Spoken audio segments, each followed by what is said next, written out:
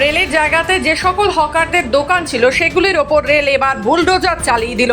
আর এই বুলডোজার রুখতে হকারেরা দেশের জাতীয় পতাকা হাতে বিক্ষোভ আন্দোলন করতে থাকে। তাদের আন্দোলনকে উপেক্ষা করে রেল কর্তৃপক্ষ রেলের পুলিশ নিয়ে বুলডোজার চালিয়ে দেয়। এরপর শুরু হয় রণক্ষেত্র।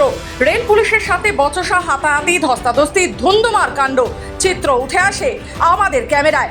মহিলা রেল পুলিশ ও মোতায়েন করা হয়েছে। হুইসেল বাজিয়ে তাড়া করার চিত্র উঠে আসছে। দীর্ঘদিন ধরে রেলের জায়গা দখল করে রেলের ফুটপাতের ওপর ব্যবসা করছিল বেশ কিছু ব্যবসায়ী। তাদেরকে বারংবার নোটিশ দেওয়ার পরেও তারা ফুটপাতের ওপরই ব্যবসা চালিয়ে যাচ্ছিল। আর এরপর গতকাল রেলের তরফ থেকে মাইকিং করে জানানো হয়, যারা রেলের জায়গা দখল করে রয়েছেন তারা অবিলম্বে সেই জায়গা মুক্ত করুন। আর এরপরই আজকে সকাল 9টা থেকে শুরু হয় উচ্ছেদ প্রক্রিয়া। উচ্ছেদ করতে গিয়ে কার্যত উৎপাত, ব্যবসায়ীদের সঙ্গে ধস্তাধস্তি শুরু হয় রেলের আরপিএফ কর্মীদের।